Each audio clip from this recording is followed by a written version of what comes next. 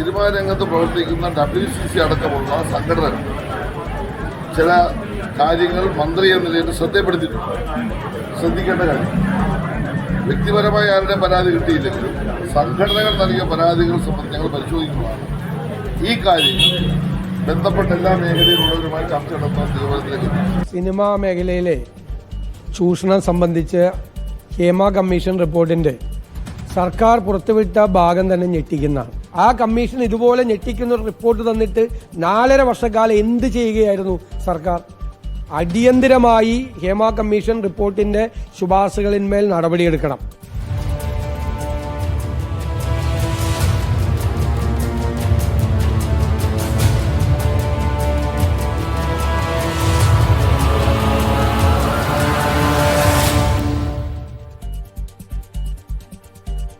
നമസ്കാരം, സ്വാഗതം സ്പെഷ്യൽ എഡിഷനിലേക്ക്.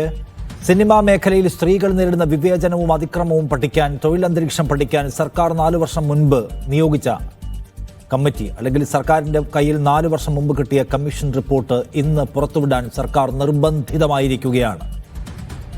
സർക്കാർ തന്നെ കീറി മാറ്റിവെച്ച കുറേ അധികം പേജുകൾ ഒഴിവാക്കിക്കൊണ്ടാണ് ഇന്ന് പൊതുസമൂഹത്തിന് മുൻപിലേക്ക് ഹേമ കമ്മിറ്റിയുടെ റിപ്പോർട്ട് വന്നിട്ടുള്ളത്. അതിൽ തന്നെ വ്യക്തികളുടെ പേരുകൾ ഒഴിവാക്കിയ ഭാഗങ്ങളാണ് പുറത്തുവിട്ടുള്ളത്. അവയുടെ എല്ലാം പ്രമുഖരെന്നോ പ്രശസ്തരെന്നോ താരങ്ങളെന്നോ മാത്രമാണ് ചേർത്തിട്ടുള്ളത്. ആളുകളുടെ പേരുകളും വിവരങ്ങളും എല്ലാം ഇതിൽ ഒഴിവാക്കിയിരിക്കുകയാണ്. 4 വർഷം മുൻപ് കയ്യിൽ കിട്ടിയ റിപ്പോർട്ട് ഗൗരവതരമായ കാര്യങ്ങൾ ചൂണ്ടിക്കാണിക്കുന്നതാണ് എന്നാണ് ഇന്നിപ്പോൾ റിപ്പോർട്ട് വായിക്കുമ്പോൾ നമുക്ക് മനസ്സിലാവുന്നത്. നടിമാർക്ക് അവരുടെ ആത്മാഭിമാനത്തോടെ, തുല്യാവകാശത്തോടെ പണിയെടുക്കാൻ കഴിയുന്ന ഒരു തൊഴിൽ മേഖലയായിട്ട് മലയാള സിനിമ അവശേഷിക്കുന്നില്ല എന്ന് ആ റിപ്പോർട്ട് ചൂണ്ടിക്കാണിക്കുന്നുണ്ട്. അതിൽ പറയുന്ന ഏറ്റവും പ്രധാനപ്പെട്ട കാര്യം, ഒരു പവർ ഗ്രൂപ്പിൻ്റെ കയ്യിൽ ഈ സിനിമ ഇരിക്കുകയാണ്. ചെറിയ നടപടികൾ കൊണ്ട് പരിഹരിക്കാൻ കഴിയുന്ന വിപത്തിൻ്റെ നടുവിലല്ല മലയാള സിനിമയുള്ളത്. അതുകൊണ്ട് അടിയന്തരമായ നിയമനിർമ്മാണം നടത്തേണ്ടതുണ്ട് എന്ന് ചൂണ്ടിക്കാണിച്ചുകൊണ്ട് നിയമത്തിൻ്റെ സ്വഭാവം എങ്ങനെയായിരിക്കണം എന്നടക്കമുള്ള ദിശാസൂചിക നൽകിക്കൊണ്ടാണ് ഈ റിപ്പോർട്ട് പൂർണ്ണമാകുന്നത്. പക്ഷേ ഇന്നിപ്പോൾ ഈ റിപ്പോർട്ട് മാധ്യമങ്ങൾക്ക് കൈമാറിയ ശേഷം മന്ത്രി സജി ചെറിയാൻ സാംസ്കാരിക സിനിമാ വകുപ്പ് മന്ത്രിയോട് സംസാരിക്കുമ്പോൾ അദ്ദേഹം പറയുന്നത്, താൻ ഈ റിപ്പോർട്ട് വായിച്ച ശേഷം അതിൻ്റെ കൂടുതൽ പ്രതികരണം നടത്താമെന്നാണ്. ഇത്ര കനപ്പെട്ട ഗൗരവപ്പെട്ട ഒരു വിഷയത്തിന്മേൽ തൻ്റെ കയ്യിൽ, തൻ്റെ മുമ്പിൽ വന്നിരിക്കുന്ന റിപ്പോർട്ട് വായിക്കാനോ, അതിൻ്റെ ക്രക്സ് എന്താണെന്ന് മനസ്സിലാക്കാനോ, അതിലെന്താണ് പറയുന്നതെന്ന് വരികൾ മനസ്സിലാക്കാനോ പോലും തയ്യാറാവാത്ത ഒരു മന്ത്രിയുടെ നിരുത്തരവാദ സമീപനത്തിൻ്റെ പ്രകടനം നമ്മൾ ഇന്ന് കണ്ടു. 4 വർഷം പൂർത്തിയാകുന്ന ഈ റിപ്പോർട്ട് കയ്യിൽ വെച്ചുകൊണ്ട് സർക്കാർ എന്താണ് ചെയ്തത്? പീഡിപ്പിക്കപ്പെടുന്ന ജനവിഭാഗത്തോട് തങ്ങൾക്ക് കരുതലുണ്ട് എന്ന് അവകാശപ്പെടുന്ന ഒരു ഭരണകൂടം എന്തുകൊണ്ടാണ് കേരളത്തിലെ ഏറ്റവും വലിയ ഒരു ബിസിനസ് മേഖലയിൽ സ്ത്രീകൾ നേരിടുന്ന ഈ വിവേചനത്തെ, അവരുടെ നിലവിളിയെ കേൾക്കാതിരിക്കുന്നത്, ഇപ്പോഴും കേൾക്കാത്തത്? ഈ വിഷയം സംസാരിക്കുകയാണ് സ്പെഷ്യൽ എഡിഷൻ.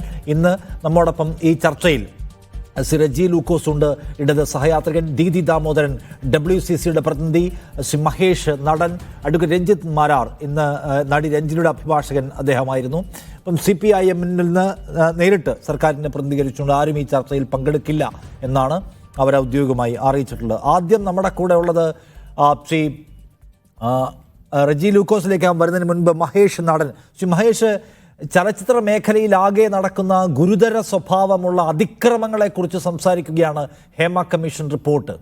ഈ ഫ്രട്ടേണിറ്റിക്കകത്ത് നിൽക്കുന്ന, ഇൻഡസ്ട്രിക്കകത്ത് നിൽക്കുന്ന ഒരാൾ എന്ന നിലയ്ക്ക്, അതിലെ പുരുഷ സമൂഹത്തിൻ്റെ പ്രതിനിധി എന്ന നിലയ്ക്ക് താങ്കൾക്ക് ഇന്ന് തല കുനിക്കാൻ തോന്നുന്നുണ്ടോ?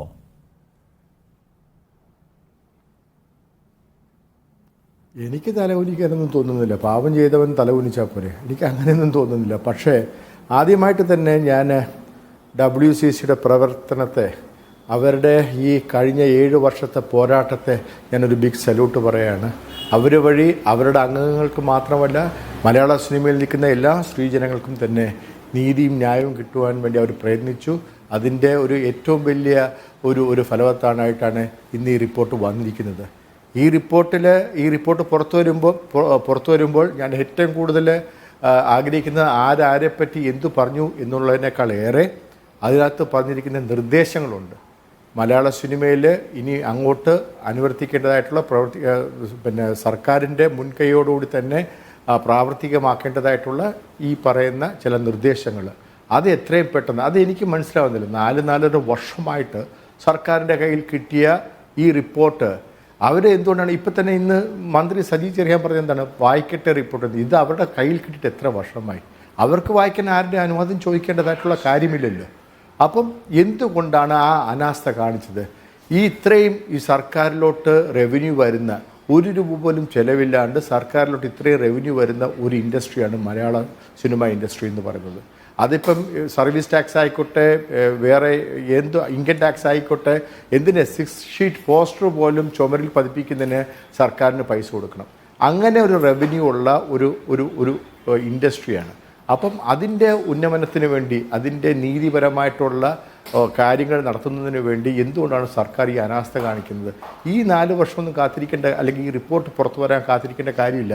അല്ലാണ്ട് തന്നെ സർക്കാരിന് ഇതിൻ്റെ നിർദ്ദേശങ്ങൾ ഗവൺമെന്റ് അക്കാര്യത്തിൽ ഇടപെടാൻ കഴിയുന്നതേ ഉള്ളൂ എന്നാണ്. അത് പ്രധാനപ്പെട്ട കാര്യവുമാണ്. മഹേഷ്, ഞാൻ ചോദിക്കുന്നത് ഇൻഡസ്ട്രിയെ കുറിച്ചാണ്. അതായത് നോക്കൂ, ലോകമാകെ തൊഴിൽ മേഖലകളെല്ലാം പുതിയ വഴികൾ തുറന്ന് മാറിക്കൊണ്ടിരിക്കുകയാണ്. സ്ത്രീ അവകാശങ്ങളെക്കുറിച്ച് സംസാരിക്കുന്നു ഏതാണ്ട് എല്ലായിടത്തും മനുഷ്യർ.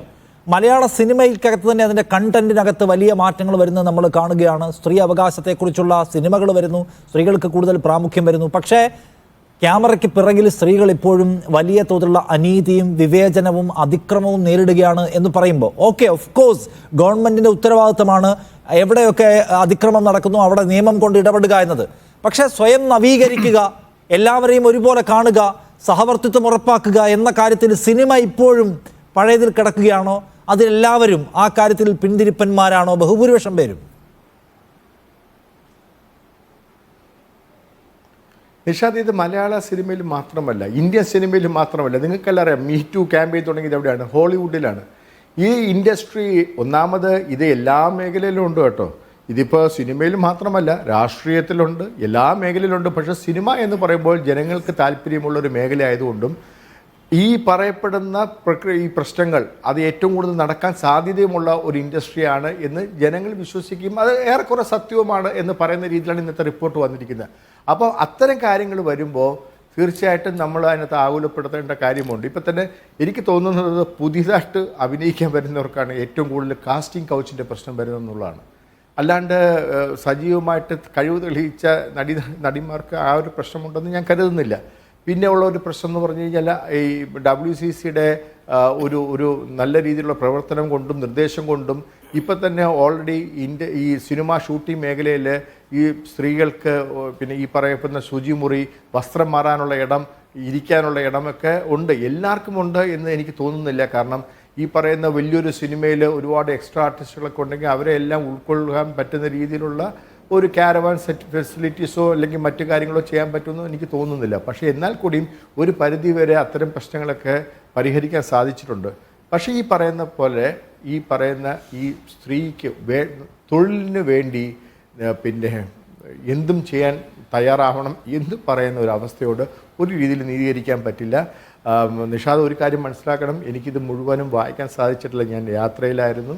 അതുകൊണ്ട് ശരിക്കും ആധികാരികമായിട്ട് എനിക്ക് പറയാൻ പറ്റില്ലെങ്കിലും അറിഞ്ഞിടത്തോളം വെച്ചിട്ട് ഇതിനകത്ത് ഈ ഞാൻ പറയുന്നത് ആർക്കെതിരെ എന്ത് ആരോപണം ഉന്നയിച്ചു എന്നതിനേക്കാളേറെ ആ കമ്മിറ്റിയിൽ പറഞ്ഞിരിക്കുന്ന നിർദ്ദേശങ്ങൾ എത്രയും പെട്ടെന്ന് പാലിച്ചു തുടങ്ങണം എന്നാണ് എൻ്റെ അതായത് ആ കമ്മിറ്റി റിപ്പോർട്ടിൽ പറയുന്ന സംഗതികളെ എതിർക്കുന്ന ഒരു നില എടുക്കുന്നില്ല അദ്ദേഹം എന്ന് മാത്രമല്ല, ഗുരുതരമാണെന്ന നില മനസ്സിലാക്കുകയും നടപടിയിലേക്ക് പോകൂ എന്ന് പറയുകയും ചെയ്യണം. ഞാനൊന്ന് പറയാം, ദീദി ദാമോദരൻ നമ്മോടൊപ്പം. ദീദി, എല്ലാവരും WCC ഈ കാര്യത്തിൽ നടത്തിയിട്ടുള്ള പ്രയത്നത്തെ, പോരാട്ടത്തെ ശ്ലാഘിക്കുന്ന ഒരു ദിവസവും കൂടിയാണ്. ആ നിലയ്ക്ക് നിങ്ങളുടെ പ്രയത്നം രേഖപ്പെടുത്തുന്ന ഒരു ദിവസമാണ്, തർക്കമില്ല. ഞാൻ ചോദിക്കുന്നത്, ഇതിൽ പ്രതിജ്ഞാബദ്ധം എന്ന് പറഞ്ഞ് നിങ്ങൾക്കൊപ്പം നിൽക്കുന്നു എന്ന് പറഞ്ഞ ഒരു ഗവൺമെന്റ് നിരാശാഭരിതമായി ഇടപെട്ടു എന്ന ഒരു പോയിന്റ് കൂടി ഞാൻ വെക്കട്ടെ. നിരാശ തന്നെ ആയിരുന്നു. ഈ 4.5 കൊല്ലം ഇത്രയും ഗ്രേവ് ആയിട്ടുള്ള കണ്ടന്റ് വെച്ചുകൊണ്ട് പുറത്ത് പറയാതെ, പുറത്ത് പറയാന്ന് വെച്ചാൽ അത് റിപ്പോർട്ട് പബ്ലിഷ് ചെയ്യാന്നുള്ളതല്ല, ആക്ട് ചെയ്യായിരുന്നല്ലോ. ഈ കാര്യങ്ങളിലൊക്കെ ഈ റിപ്പോർട്ടിൽ ആക്സസ് ഉണ്ടായിരുന്ന ആൾക്കാരല്ലേ അവർക്ക് ഇടപെടാമായിരുന്നല്ലോ. എന്നിട്ട് ഇത് സ്റ്റോപ്പ് ചെയ്യാനുള്ള പണി നോക്കണമായിരുന്നല്ലോ. എത്രയോ ഹൈ ടൈം ആക്ച്വലി റിപ്പോർട്ട്, അങ്ങനെ ഒരു റിപ്പോർട്ട് തയ്യാറാക്കാൻ തയ്യാറായി എന്ന് പറഞ്ഞാൽ തന്നെ അത് അപ്പൊ തന്നെ വളരെ ലേറ്റായി. എന്നിട്ട് അത് കിട്ടിക്കഴിഞ്ഞിട്ട് പിന്നെയും നമുക്ക് ഇതിന് മേലെ അടയിരിക്കാൻ പറ്റുക എന്ന് പറയുകയും അതിനെപ്പറ്റി ചോദിക്കുമ്പോൾ ഇക്കിളിപ്പെടുത്തുന്ന കഥകൾ എന്ന് അതിനെ ലഘൂകരിച്ച് കാണുക എന്നൊക്കെ പറഞ്ഞാൽ അതൊരു വലിയ കുറ്റമായിട്ടാണ് എനിക്ക് തോന്നുന്നത്. കാരണം ഇത് സ്ത്രീകളുടെ എക്സിസ്റ്റൻസിനെ പറ്റിയിട്ടുള്ള ഒരു ക്വസ്റ്റ്യനാണ്. അതാണ് ഇവിടെ മുന്നോട്ട് വെച്ചത്. പിന്നെ ഇനിയില്ലാത്ത കുറ്റങ്ങളൊന്നും WCCക്ക് ഇല്ല. WCC അത് ചെയ്യണമായിരുന്നു, ഇത് ചെയ്യണമായിരുന്നു. സ്റ്റാറ്റ്യൂട്ടറി ബോഡികളായിട്ടുള്ളവരൊക്കെ എന്താണ് ചെയ്തത് എന്നതിനെ പറ്റി പ്രശ്നമില്ല. 4.5 കൊല്ലം സർക്കാർ സ്വന്തം തീരുമാനിച്ചിട്ട് ശരി എന്നാൽ അതുമായിട്ട് പുറത്തേക്ക് വരാം എന്ന് തീരുമാനിച്ചതല്ല. അതിന്റെ പിന്നിൽ അത്ര പ്രഷർ ഉണ്ടായിരുന്നു. ഇന്ന് ഈ റിപ്പോർട്ട് പുറത്തു വരുന്നത് വരെ എന്തൊരു ഹൈ ഡ്രാമയാണ് നമ്മൾ കാണേണ്ടി വന്നത്. ഞാൻ ഏതൊക്കെയോ ചാനൽ ചോദിച്ചപ്പോൾ ഞാൻ പറഞ്ഞു, എനിക്ക് തോന്നുന്നു ഇപ്പം ശ്രീ മഹേഷ് എന്റെ കണ്ടന്റ് വായിച്ചില്ല എന്ന് തോന്നുന്നു. കണ്ടന്റ് ഒന്നും വായിക്കാതെ തന്നെ അത്ര ബോൾഡും ലൗഡും ആയിട്ടായിരുന്നല്ലോ നമ്മളെ എൻറ്റയർ അപ്പാരറ്റസ് പ്രവർത്തിച്ചുകൊണ്ടിരുന്നത്. ഇത് പുറത്തു വരാതിരിക്കാൻ എന്തൊക്കെ അഭ്യാസങ്ങളാണ് നമ്മൾ അതിന്റെ ഇടയിൽ കണ്ടത്. എന്തൊക്കെ പ്രഷർ ഉപയോഗിച്ചിട്ടാണ് ഇത്, അതും കുറെ ഭാഗം റിഡാക്ട് ചെയ്തുകൊണ്ട് പുറത്തു വരുന്നത്.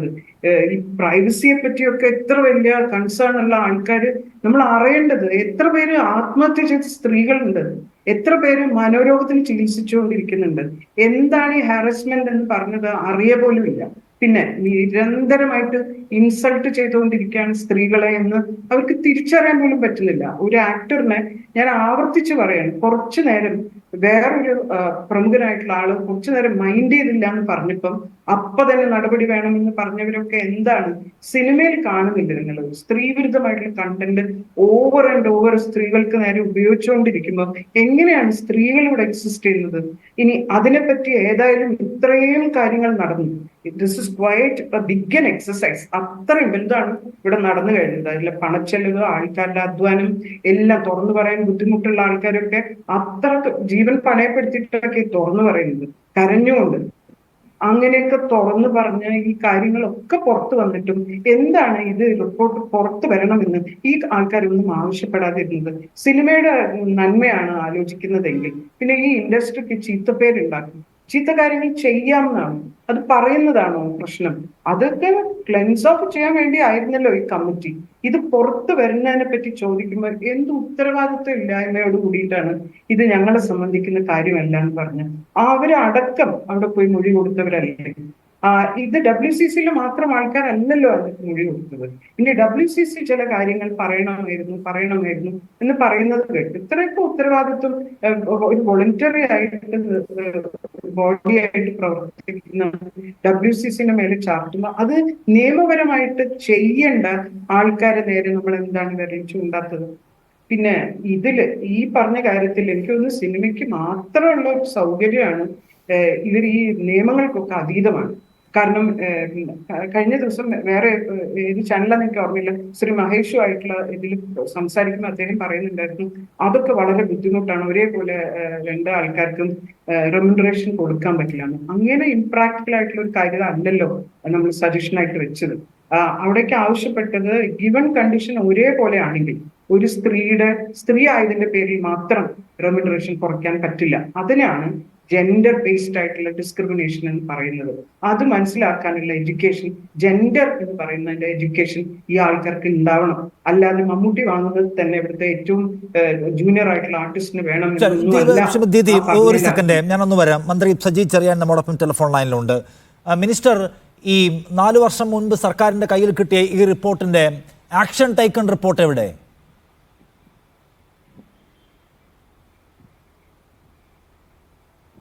മിനിസ്റ്റർ കേൾക്കാമോ? ഇല്ല, ഞാൻ ഫോൺ കട്ടായി. ഞാൻ വീണ്ടും വരാമെന്ന് വിചാരിക്കുകയാണ്. ദീദി തുടരാം.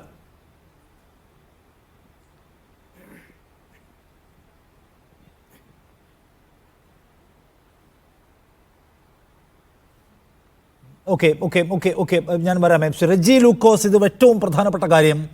ഈ സിനിമയ്ക്കകത്ത് പലതരത്തിലുള്ള അന്യായങ്ങൾ, അതിക്രമങ്ങൾ നടക്കുന്നുണ്ട് എന്നത് പുതിയ കാര്യമല്ല. ഇന്നിപ്പോൾ അതിനൊരു ഒരു ഔദ്യോഗിക രേഖയുണ്ടായി. നമ്മുടെ സർക്കാർ നിയോഗിച്ച ഒരു സംവിധാനം അത് അന്വേഷിച്ച് അതൊരു പേപ്പറാക്കിയിരിക്കുന്നു എന്നത് മാറ്റി നിർത്തിയാൽ സിനിമയിൽ സ്ത്രീകൾ നേരിടുന്ന അതിക്രമങ്ങളെക്കുറിച്ച് നമ്മൾ എമ്പാടും കേട്ടിട്ടുണ്ട്. അതിൻ്റെ ഏറ്റവും ഭയാനകമായ ഒരു സംഗതി കണ്ടതിന് ശേഷം വന്ന കമ്മിറ്റി കൂടിയാണ്, നമുക്കറിയാവുന്നതാണല്ലോ.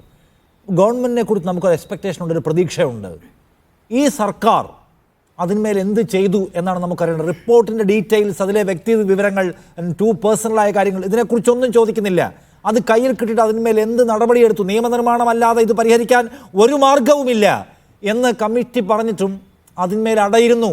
ഇന്ന് സാംസ്കാരിക വകുപ്പ് മന്ത്രി പറയുന്നു ഞാനത് വായിച്ചിട്ടില്ല എന്ന്. ഇന്നലെ അത് ചോദിക്കുമ്പോൾ മന്ത്രി എന്താണ് ഇത്ര വെപ്രാളവും തിടുക്കവും എന്ന് ചോദിക്കുകയാണ്. ഈ കേരളത്തിന് അതിനെക്കുറിച്ച് വെപ്രാളവും തിടുക്കവും ഉണ്ട്.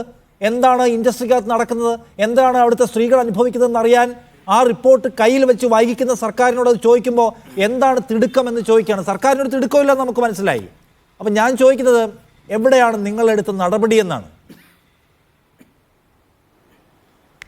നിഷാദ് ഒരു അല്പസമയം അനുവദിക്കണം. ഒന്ന്, ഈ WCC എന്ന് പറയുന്ന വനിതകളുടെ കൂട്ടായ്മ നൽകിയ നിവേദനത്തിൻ്റെ പേരിലാണ് ഈ സർക്കാർ നടപടി സ്വീകരിച്ചിരിക്കുന്നത്. അതിനൊക്കെ മുമ്പ് തന്നെ മലയാള സിനിമയിലെ ഒരു വലിയ ആരോപണത്തിന് വിധേയനായ ഒരു നടനെ, ഒരു സൂപ്പർ സ്റ്റാറിനെ എടുത്ത് ജയിലിലിട്ട സർക്കാരാണ് ഈ സർക്കാർ. സർക്കാരുമായിട്ടുള്ള ഒരു വേദിയുടെ ഒരു സംഗമഭൂമി ആ സിനിമയെക്കുറിച്ച് തെറ്റായ ചില ധാരണകൾ കേരളത്തിൽ പരത്താനായിട്ട് ഈ റിപ്പോർട്ടിൽ പുറത്തു വന്നതിന് ശേഷം ചിലർ ശ്രമിക്കുന്നുണ്ട്. അതിലേക്ക് വരുന്നതിന് മുമ്പായിട്ട് ഈ റിപ്പോർട്ടിൽ സമർപ്പിച്ച പിന്നെ ഹേമ കമ്മിറ്റിയുടെ നിർദ്ദേശം തന്നെ ഇത് പുറത്തുവിടാൻ പാടില്ല എന്നുള്ളതാണ്. അന്നത്തെ വിവരാവകാശ കമ്മീഷനായിരുന്ന വിൻസെൻ്റ് പോൾ ഇതിന് സ്റ്റേ കൊടുത്തിരുന്നു പുറത്തുവിടുന്നതിന് മുമ്പായിട്ട്. അതിന് ശേഷം ഹൈക്കോടതിയിലേക്ക് കേസ് പോകുന്നു. കോടതിയുടെ അന്തിമ വിധി വരെ കാത്തിരിക്കാൻ ഏതൊരു ജനാധിപത്യത്തിലും വിശ്വസിക്കുന്ന നിയമസഭ വ്യവസ്ഥയിൽ വിശ്വസിക്കുന്ന സർക്കാർ അങ്ങനെ ചെയ്യാൻ പറ്റത്തുള്ളൂ. കൂടാതെ എന്ത് നടപടി സ്വീകരിച്ചെന്നുള്ളതിനെക്കുറിച്ച് മറുപടി പറയാം. ബഹുമാനപ്പെട്ട സജി ചെറിയാൻ തന്നെ നിരവധി സിനിമാ സംഘടനകളുമായിട്ടും നടന്മാരുടെ കൂട്ടായ്മകളായിട്ട് സാങ്കേതിക വിദഗ്ധരൊക്കെ ആയിട്ട് പലതവണ ചർച്ച ചെയ്തിരുന്നു. താൽക്കാലിക ചുമതല ഒരു ഇടക്കാലത്ത് വഹിച്ചിരുന്ന ബഹുമാനപ്പെട്ട മന്ത്രി VN വാസവൻ ഇതുമായിട്ട് ചർച്ച നടത്തിയിരുന്നു. കമ്മിറ്റിയുടെ റിപ്പോർട്ട് പുറത്തുവിടാൻ പാടില്ല എന്നുള്ള നിയമപരമായിട്ടുള്ള വ്യവസ്ഥ ഉള്ളപ്പോൾ എങ്ങനെയാണ് സർക്കാരിനെ കുറ്റപ്പെടുത്താൻ പറ്റുക? ഒരു കാരണവശാലും കുറ്റപ്പെടുത്താൻ പറ്റത്തില്ല. അല്ലല്ല, ഇതിനകത്തൊരു കാര്യമുണ്ട് റജി. ഒന്ന്, ഇന്ന് സാംസ്കാരിക വകുപ്പ് മന്ത്രി പറഞ്ഞത് ഞാനത് വായിച്ചില്ല എന്നാണ്. അങ്ങനെ വായിച്ചില്ല എന്ന് പറയുന്ന ഒരാൾ അതിന്മേൽ നടപടികൾ എടുത്തുകൊണ്ടിരിക്കുകയായിരുന്നു എന്ന വ്യാജം താങ്കൾ പറയാതിരിക്കുമല്ലോ. എനിക്ക് പറയാനുള്ള ഒരു കാര്യം അതാണ്. എൻ്റെ ചോദ്യം, ഇത് വളരെ സീരിയസ് ആയിട്ടുള്ളൊരു മാറ്ററാണ്. ഒരു വ്യവസായ മേഖലയ്ക്കകത്തെ ഗുരുതരമായ പ്രശ്നങ്ങളെ ചൊല്ലി അതിന്മേൽ നിങ്ങളെടുത്ത ആക്ഷൻ ടേക്കൺ റിപ്പോർട്ട് ഈ സംസ്ഥാനത്തെ നിയമസഭയിൽ ടേബിൾ ചെയ്തിട്ടുണ്ടോ? അല്ലെങ്കിൽ അതിനകത്ത് എന്തെങ്കിലും ഒരു റിട്ടേൺ സംഗതി ഉണ്ടോ? ഞാൻ ആ വ്യാജം എന്ന വാക്ക് നിഷാദ് പിൻവലിക്കണമെന്ന് ഞാൻ അങ്ങയോട് റിക്വസ്റ്റ് ചെയ്യുക. കാരണം സജി ചെറിയാനും VN വാസവനും സിനിമാ സംഘടനകളുമായിട്ട് നടത്തിയ നിരവധി ചർച്ചകൾ മീഡിയ വൺ ഉൾപ്പെടെയുള്ള ചാനലുകൾ അന്നെല്ലാം പിന്നെ വളരെ പ്രാധാന്യത്തോടുകൂടി ടെലികാസ്റ്റ് സംസാരിക്കാൻ പറ്റിയല്ല. അദ്ദേഹം വായിച്ചിട്ടില്ല. നിഷാദ് ഞാനെന്ന് പറഞ്ഞു പൂർത്തിരിക്കട്ടെ. അതൊക്കെ ഞാൻ കേട്ടിട്ട് തന്നെ ചർച്ചയിലിരിക്കുന്നത്. ഞാനെന്ന് പറഞ്ഞു പൂർത്തിരിക്കട്ടെ. അദ്ദേഹം എന്താ പറഞ്ഞത്? അദ്ദേഹം പറഞ്ഞത്, അദ്ദേഹത്തിനോട് ഇപ്പോൾ നിങ്ങളിപ്പോൾ കണക്ട് ചെയ്ത് നോക്കൂ. ഞാൻ ഈ പറഞ്ഞത് വ്യാജമാണെന്നുണ്ടെങ്കിൽ ഞാൻ നിങ്ങളുടെ ആർക്കൈവ്സ് നോക്കൂ. സിനിമാ സംഘടനകളായിട്ട് ഈ സർക്കാർ എത്രയോ ചർച്ചകൾ നടത്തിയിരിക്കുന്നു, എത്രയോ തവണ ചർച്ച നടത്തിയിരിക്കുന്നു. അവസാനം ഒരു കോൺക്ലേവിലേക്ക് എത്തത്തക്ക രീതിയിലുള്ള അവസാനഘട്ട ചർച്ചയിലേക്കാണ് ഇത് പൊയ്ക്കൊണ്ടിരിക്കുന്നത്. ഇനി ഞാൻ പ്രധാനപ്പെട്ട ഒരു കാര്യത്തിലേക്ക് ഞാൻ വരാം. അതായത് സജി ചെറിയാൻ എന്ന് പറഞ്ഞ വാക്ക് എന്താ, ഞാൻ ഒന്നുകൂടെ വായിച്ചു നോക്കട്ടെ. അദ്ദേഹം പറഞ്ഞ ഒരു വാക്കെ പിടിച്ചുകൊണ്ട് നിങ്ങൾ ഇങ്ങനെയൊക്കെയാണ് ചർച്ച ചെയ്യേണ്ടത്. ഇന്നിപ്പോൾ ഉച്ചയ്ക്ക് 2:30 ശേഷം കേരളത്തിലെ ചില മാധ്യമങ്ങളിലൂടെ വാർത്ത കേട്ടിരിക്കുന്ന ആളുകൾ കേരളം കണ്ട ഏറ്റവും വലിയ ഭീകരമായ ഒരു ദുരന്തമാണ് സിനിമയിൽ നടന്നുകൊണ്ടിരിക്കുന്ന രീതിയിലാണ് വ്യാഖ്യാനം വരുന്നത്. നിഷാദേ, കേരളത്തിലെ അതിപ്രമുഖമായിട്ടുള്ള ഒരു സിനിമാ നിർമ്മാണ കമ്പനിയുടെ നിർമ്മാണ പ്രവർത്തനങ്ങളിൽ വിതരണത്തിൽ വർഷങ്ങളോട് പങ്കെടുത്തിട്ടുള്ള ഞാൻ അതിന്റെ നിർമ്മാണ പങ്കാളിയല്ലായിരുന്നു, പ്രവർത്തിച്ചിട്ടുള്ള ആളാണ് ഞാൻ. അവിടെ ചില കാര്യങ്ങൾ അങ്ങോട്ട് പറയാം. സിനിമ എന്ന് പറയുന്നത് ഒരു കാലത്ത് മദ്രാസിലായിരുന്നു. അതിനുശേഷം സിനിമ കേരളത്തിലേക്ക് പറിച്ചു നട്ടു. അന്ന് സിനിമ എന്ന് പറയുന്ന ഒരു വിദൂര സ്വപ്നമായിരുന്നു മലയാളികൾക്ക്. ഇന്ന് കേരളത്തിൽ എവിടെ പോയാലും സിനിമയുടെ ഷൂട്ടിംഗ് ഒക്കെ കാണാത്ത ജനങ്ങളില്ല. ഒരു അധോലോകമാണ് ഇതിനെ നിയന്ത്രിക്കണം എന്നൊക്കെ പറഞ്ഞ വെറും പച്ച കള്ളമാണ്. ക്രിമിനലുകളുടെ കൂട്ടായ്മയാണെന്ന് പറഞ്ഞ പച്ച നുണയാണ്. മദ്യങ്ങളും മയക്കുമരുന്ന് കഴിക്കുന്നവർ ഇതിനകത്തുണ്ട്. ടിനി ടോം എന്ന് പറയുന്ന ഒരു നടൻ തന്നെ പരസ്യമായിട്ടൊരു ഒരു കോളേജിലെ ഫംഗ്ഷന് പറഞ്ഞില്ലേ, മയക്കുമരുന്ന് കഴിക്കുന്നവർ ഇതിനകത്തുണ്ട്. അത് എവിടെയും ഉണ്ടാകും. അതുകൊണ്ട് സിനിമയിലേക്ക് ഇനി ആരും വരാൻ പാടില്ല. അങ്ങനെ പറഞ്ഞ പോലെ എന്തിനാ അങ്ങനെ ഒരു ഹേമ കമ്മിറ്റി ഒരു റിട്ടയർഡ് ജഡ്ജ് ഒരു റിപ്പോർട്ട് എഴുതി ഉണ്ടാക്കുന്നത്? ഈ ക്രിമിനലുകൾ നയിക്കുന്നുണ്ട്, മാഫിയ സംഘം ഉണ്ടെന്നൊക്കെയുള്ള വ്യാജം എഴുതി പിടിപ്പിക്കുന്നത് ആർക്ക് വേണ്ടിയാ? നിഷാദ്, അതാ ഞാൻ പറഞ്ഞത്. നിങ്ങൾ ഇടയ്ക്ക് ചോദിക്കണം, ഞാനത് പൂർത്തീകരിച്ചിട്ട് നിർത്തത്തുള്ളൂ ഈ ചർച്ച. ഞാനീ പറഞ്ഞ വസ്തുതാപരമായ കാര്യങ്ങളാണ്. ഹേമ കമ്മിറ്റിയെ നിയോഗിച്ചതാരാ? ഇടതുപക്ഷ ജനാധിപത്യ മുന്നണി. ആരാണ് അതിനോട് നിവേദനം കൊടുത്തത്? ഇവിടുത്തെ വനിതകളടങ്ങുന്ന ഒരു സംഘം നടികളുടെ നിരന്തരമായിട്ടുള്ള അല്ലെങ്കിൽ അവരുടെ സമ്മർദ്ദം കണ്ടപ്പോൾ തീർച്ചയായിട്ടും അത് വേണ്ടി വന്നതെന്ന് പറഞ്ഞു. ഹേമ കമ്മീഷൻ റിപ്പോർട്ടിനെ ഈ സർക്കാർ തള്ളിക്കളഞ്ഞിട്ടുണ്ടോ? ഇല്ല. സർക്കാർ അവരുമായിട്ട് ചർച്ച ചെയ്യുന്നത് എങ്ങനെയാണ് ഇത് പരിഹരിക്കാൻ പറ്റുന്നുള്ളവരും ഒരു നിയമനിർമ്മാണത്തിലൂടെ മാത്രം. ഇവിടെ ഇപ്പോഴും ഈ രാജ്യത്തെ നിയമങ്ങളും വ്യവസ്ഥകളും ഈ സിനിമയെ ഉൾപ്പെടെയുള്ള സകല മേഖലകളിലും എന്താ പറയുക, അത് ബാധകമാണ്. ഒരു പ്രധാനപ്പെട്ട കാര്യം ചോദിക്കട്ടെ, വനിതകൾ പ്രവർത്തിക്കുന്നത് സിനിമയിൽ മാത്രമല്ലോ, മാധ്യമങ്ങളിൽ പ്രവർത്തിക്കുന്നില്ല, അവരെല്ലാം അരക്ഷിതാവസ്ഥയിൽ ഇരിക്കുന്നവരാണോ? അവിടെയെല്ലാം പീഡിപ്പിക്കപ്പെടുന്നുണ്ട്. 1% പോലും ഇല്ല. നമ്മുടെ പെൺകുട്ടികൾ ഇന്ന് വാർത്താ മാധ്യമങ്ങളിൽ പ്രവർത്തിച്ച് ദുരന്ത മേഖലകളൊക്കെ റിപ്പോർട്ട് കാണുമ്പോൾ നമുക്ക് തന്നെ അഭിമാനം തോന്നില്ലേ? എല്ലാ മേഖലകളിലും ഇവിടെ കുടുംബശ്രീ എന്ന് പറയുന്ന പ്രസ്ഥാനമില്ലേ, അവിടെയൊക്കെ ഇതാണോ? സിനിമ പോലെ തന്നെ എല്ലായിടത്തും ചെറിയ ചെറിയ പ്രശ്നങ്ങളുണ്ട്. ഇന്ത്യയിലെ ഏറ്റവും വലിയ തൊഴിൽ സുരക്ഷിത താങ്കൾക്ക് സിനിമയിൽ സ്ത്രീകൾ ഉന്നയിക്കുന്ന പ്രശ്നങ്ങളെല്ലാം ചെറുതാണ് എന്ന വാദം ഉണ്ടാവും. അപ്പൊ അത് താങ്കൾ ഒരുപാട് പരത്തി പറയണമെന്നില്ല. ഞാൻ ചോദിക്കുന്നത്, അങ്ങനെയാണെങ്കിൽ താങ്കൾ എന്താ മനസ്സിലാക്കിയിട്ടുള്ളത്? സർക്കാരിനും ഈ പൊസിഷൻ ഉണ്ടോ? അതായത് ഹേമ കമ്മിറ്റി എന്തൊക്കെ എഴുതിക്കൊണ്ട് വന്നിരിക്കുകയാണ്, അതിനുമേൽ എല്ലാം കൂടെ കയറി പിടിച്ച് ഇത്രയും വലിയൊരു ഇൻഡസ്ട്രിയെ നമ്മൾ ഡിസ്റ്റർബ് ചെയ്യാൻ പോകേണ്ടതില്ല. അത് ഒരുപാട് പണം കൊണ്ടുവരുന്നതാണ്, ഒരുപാട് പേര് ജീവിക്കുന്നതാണ്, ഒരുപാട് താരങ്ങളുള്ള, ഒരുപാട് എന്താ പറയുന്നത്, വലിയ അക്സെപ്റ്റൻസ് ഉള്ള ആളുകളുള്ള സ്ഥലമാണ്. അവിടെ ഒന്നും ഇപ്പോൾ ഒരു വലിയ നിയമനിർമ്മാണമൊക്കെ നടത്തി ഇൻഡസ്ട്രിയെ, അവിടുത്തെ മുതലാളിയെ നമ്മൾ ബുദ്ധിമുട്ടിക്കാൻ പോവേണ്ടതില്ല എന്നാണ് സത്യത്തിൽ സജി ചെറിയാനും സർക്കാരും വിചാരിച്ചു വെച്ചിരിക്കുന്നത്. അതല്ലേ സത്യം? അത് താങ്കളോട് പറയുന്നതിൽ റിഫ്ലക്ട് ചെയ്യുന്നുണ്ട്. നിഷാദെ, ഞാൻ പറയാത്ത കാര്യങ്ങൾ എൻ്റെ വായിൽ തിരികെ കയറ്റി നിങ്ങൾ ഇത് ഒരു വലിയ രീതിയിലേക്ക് കൊണ്ടുവരാൻ ശ്രമിക്കേണ്ട. ഞാൻ അങ്ങനെ ഒരു വാക്ക് പറഞ്ഞിട്ടില്ല. സ്ത്രീകൾക്ക് അതിനകത്ത് പ്രശ്നങ്ങളുണ്ടായിരിക്കാം. ആ സ്ത്രീകൾക്ക് അവിടെ പ്രശ്നമില്ലാതെന്ന് ആരും പറഞ്ഞില്ല. അത് എല്ലാ മേഖലയിലുള്ളവരും അവിടെ ഉണ്ടാകാം. ഇതൊരു പൊതുവായ ഒരു മാനദണ്ഡങ്ങൾ വെച്ചുകൊണ്ട് ഇതിനകത്തുള്ള നിയമങ്ങൾ, ഇപ്പോഴും നിയമങ്ങളുണ്ട്.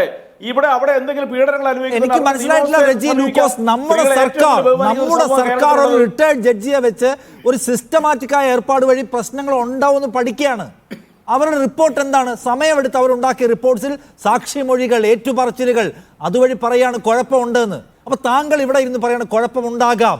ആ റിപ്പോർട്ടിനെ അവിശ്വസിക്കാൻ എങ്ങനെയാണ് താങ്കൾക്ക് പറ്റുക? പിന്നെ താങ്കളെ വിശ്വസിപ്പിക്കാൻ ഇവിടെ എന്ത് മെക്കാനിസം പ്രവർത്തിച്ചാണ് പറ്റുക? ആളുകളുടെ, അനുഭവിച്ച മനുഷ്യരുടെ സാക്ഷ്യങ്ങളുടെ ഉള്ളടക്കമുള്ളതാണ് ആ റിപ്പോർട്ട്. പക്ഷെ പറ്റുന്നില്ല ഇത് ശരിയാണെന്ന് വിശ്വസിക്കാൻ താങ്കൾക്ക്. അങ്ങനെ ഒരു കനത്ത ഇടപെടലൊന്നും വേണ്ട വിധത്തിൽ മലയാള സിനിമയിൽ കുഴപ്പമില്ല എന്ന മുൻവിധിയാണ് താങ്കളെ നയിക്കുന്നതെങ്കിൽ പിന്നെ നമ്മൾ എങ്ങനെയാണ് ആക്ഷൻ റൈക്കൺ റിപ്പോർട്ടിനെ കുറിച്ച് സംസാരിക്കുക? ഒറ്റ സെക്കൻഡ് സജി ചെറിയാൻ മന്ത്രി സജി ചെറിയാന്റെ കൂടെ ഞാൻ പ്രതീക്ഷിക്കുകയാണ്. മിനിസ്റ്റർ കേൾക്കുന്നുണ്ടെങ്കിൽ ഈ കിട്ടിയ റിപ്പോർട്ടിന്മേൽ സർക്കാർ എടുത്ത നടപടി റിപ്പോർട്ടുണ്ടോ? നിഷാദ്, നിങ്ങൾ എന്തൊക്കെയായി പറഞ്ഞുകൊണ്ടിരിക്കുന്നത്? 10/6/2020 ഒക്ടോബർ മാസം വിവരാവകാശ കമ്മീഷൻ നിയമപ്രകാരം വിൽസൺ ആൻഡ് പോൾ മുഖ്യ വിവരാവകാശ കമ്മീഷൻ ആയിരിക്കുന്ന സമയത്ത് ഈ റിപ്പോർട്ട് വെളിപ്പെടുത്താൻ പാടില്ല എന്ന വ്യക്തമായ നിർദ്ദേശമുണ്ട്. അങ്ങനെ ഒരു നിർദ്ദേശം ഒരു ജുഡീഷ്യയുടെ ഭാഗമായിട്ടുള്ള ഒരു കമ്മീഷൻ പറയുമ്പോൾ ആ റിപ്പോർട്ട് എങ്ങനെ ഗവൺമെന്റ് വെളിപ്പെടുത്താൻ പറ്റുന്നത്? അതിന്മേൽ പിന്നെ വന്ന എന്താ കാര്യം? ഞങ്ങളുടെ മുമ്പിൽ വന്നത് മന്ത്രി എന്ന നിലയിൽ ഈ 3 വർഷത്തിനുള്ളിൽ ഏറ്റവും വന്ന വിഷയത്താണ്. ഇതിന്റെ നിർദ്ദേശങ്ങളും നിഗമനങ്ങളുമാണ്. ഇതിന്റെ മൊഴിപ്പകർപ്പോ ഇതിൽ പറയുന്ന മറ്റു കാര്യങ്ങളോ ഞങ്ങളുടെ മുമ്പ് വന്നിട്ടില്ല. ആ നിർദ്ദേശങ്ങളും നിഗമനങ്ങളുമായി ബന്ധപ്പെട്ട് എന്തൊക്കെ നടപ്പാക്കാൻ പറ്റും? ഒരുപാട് നിർദ്ദേശങ്ങളുണ്ട്. അവിടെ ഇപ്പോ ലൈംഗിക ചൂഷണം അവസാനിപ്പിക്കണം എന്ന് പറഞ്ഞാൽ ലൈംഗിക ചൂഷണം അവസാനിപ്പിക്കാൻ വേണ്ടിയുള്ള നടപടിക്രമങ്ങൾ എന്താണ്? നിലവിലൊരു ജുഡീഷ്യൽ സിസ്റ്റം ഉണ്ട്. നമ്മുടെ നാട്ടിൽ കോടതിയുണ്ട്, സുപ്രീം കോടതി വരെയുണ്ട്. ആ ജുഡീഷ്യൽ സിസ്റ്റം മാറി മറ്റൊരു സിസ്റ്റം കൊണ്ടുവരാൻ കഴിയുമോ? അതിന്റെ നിയമപരമായ കാര്യങ്ങൾ പരിശോധിക്കട്ടെ. അടിസ്ഥാന സൗകര്യങ്ങൾ വേണം. അതിന്റെ കാര്യങ്ങൾ കുറെ മുന്നോട്ട് പോയി. ഇപ്പൊ നമ്മൾ പല സ്ഥലത്തും നമ്മളിപ്പോ കൃത്യമായി അടിസ്ഥാന സൗകര്യങ്ങൾ നിർവഹിക്കുന്നതിന് വേണ്ടിയുള്ള ചില സമീപനങ്ങൾ സ്വീകരിച്ചു. ഷൂട്ടിംഗ് സെന്ററാണ് കേരളത്തിൽ ഇപ്പോൾ ചിത്രാഞ്ജലി. 150 കോടിയുടെ പ്രോജക്റ്റാണ് നടപ്പാക്കുന്നത്. എറണാകുളത്ത് റെക്കോർഡിംഗ് സ്റ്റുഡിയോ വലിയ ദൂരത്തിലുള്ള ഒരു പ്രൊജക്ട് കൊണ്ടുവന്നു. 27 തിയേറ്റർ കൊണ്ടുവന്നു. അപ്പൊ ഞാൻ ഈ എല്ലാ നിർദ്ദേശങ്ങളെ പറ്റി പറയുന്നില്ല. പറഞ്ഞ നിർദ്ദേശങ്ങൾ ഓരോന്നും നടപ്പാക്കാനുള്ള വലിയ ശ്രമമാണ് കഴിഞ്ഞ 2.5 വർഷമായി നടപ്പാക്കിക്കൊണ്ടിരിക്കുന്നത് ഈ ഗവൺമെന്റ്. ഞാൻ ചോദിക്കുന്നത് അങ്ങനെ ഒരു ഗുരുതര സ്വഭാവമുള്ള പറഞ്ഞോട്ടെ, ആ നടപ്പാക്കുന്നതിന്റെ ഭാഗമായി ഒരു റിപ്പോർട്ട് വന്നു. അപ്പൊ എന്താണ്? ഒരു സിനിമ പോളിസി വേണം. സിനിമ പോളിസി വേണമെങ്കിൽ വിവിധ മേഖല ആളുകളുമായിട്ട് ചർച്ച ചെയ്യണം. ഇവിടെ ഇപ്പോ WCC ഉൾപ്പെടെയുള്ളവരുമായിട്ട് ചർച്ച ചെയ്തു. നമ്മളൊരു നിഗമനത്തിലെത്തി. നമ്മളൊരു കോൺട്രയിലേക്ക് പോവാണ്. ആ ഒരു ഘട്ടത്തിലാണ് ഇത് പുറത്തുവിടാൻ പാടില്ല എന്ന് പറഞ്ഞ ഘട്ടത്തിൽ ഞങ്ങൾക്ക് ഇതിനകത്ത് റോളും ഇല്ല. നിങ്ങൾ ഗവൺമെന്റിനെ ഇങ്ങനെ വിമർശിക്കുന്നില്ല. ഗവൺമെന്റ് എന്താ റോള്? മന്ത്രി ഈ റിപ്പോർട്ട് എന്തുകൊണ്ട് പുറത്തുവിടുന്നില്ല, റിപ്പോർട്ടിന്റെ കണ്ടന്റ് എന്തുകൊണ്ട് കിട്ടുന്നില്ല എന്ന പോയിന്റ് ഈ ചർച്ചയിലില്ല. ഇതൊരു ഗുരുതര സ്വഭാവമുള്ള റിപ്പോർട്ടാണ്, ഗൗരവമുള്ള റിപ്പോർട്ടാണ്. ആ റിപ്പോർട്ടിന്മേൽ നമ്മുടെ സർക്കാർ എന്താണ് ചെയ്തത് എന്നതിന് ഔദ്യോഗികമായ എന്തെങ്കിലും വിവരങ്ങൾ നമ്മുടെ മുമ്പിലില്ല. ഒരു ആക്ഷൻ ടേക്കൺ റിപ്പോർട്ടില്ല, നിയമസഭയിൽ എന്തെങ്കിലും പേപ്പർ വെച്ചിട്ടില്ല, ഒന്നുമില്ല. ഇത് സീരിയസ് ആയ റിപ്പോർട്ട് അല്ലെന്ന് ഞങ്ങൾ പറഞ്ഞില്ലല്ലോ. സീരിയസ് ആയ റിപ്പോർട്ടാണ്. സീരിയസ് ആയ റിപ്പോർട്ട് എന്ന നിലയിൽ ഈ റിപ്പോർട്ടിന്മേൽ വന്നിരിക്കുന്ന നിർദ്ദേശങ്ങളും നിഗമനങ്ങളും നടപ്പാക്കാനുള്ള നടപടികളുമായി ഗവൺമെന്റ് പോവുകയാണ്.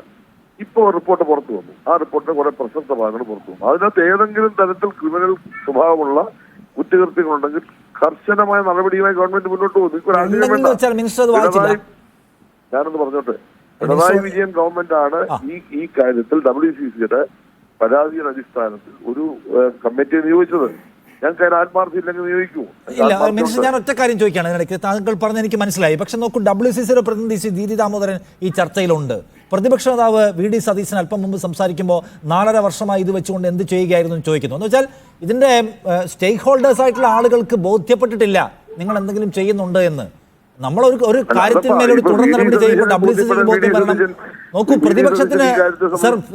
പ്രതിപക്ഷത്തിന് കൺവിൻസിംഗ് ആയ ഒരു സംഗതിയില്ല. അപ്പൊ നിങ്ങൾ ചെയ്യുന്ന കാര്യത്തെക്കുറിച്ച് സൊസൈറ്റിയെ, ഈ ജനസമൂഹത്തെ കൺവിൻസ് ചെയ്യാൻ ഒന്നിൽ നിയമസഭയിൽ നിങ്ങൾ പേപ്പർ വെക്കണം, ഞങ്ങൾ ഇന്ന കാര്യങ്ങൾ ചെയ്തുകൊണ്ടിരിക്കുകയാണ്.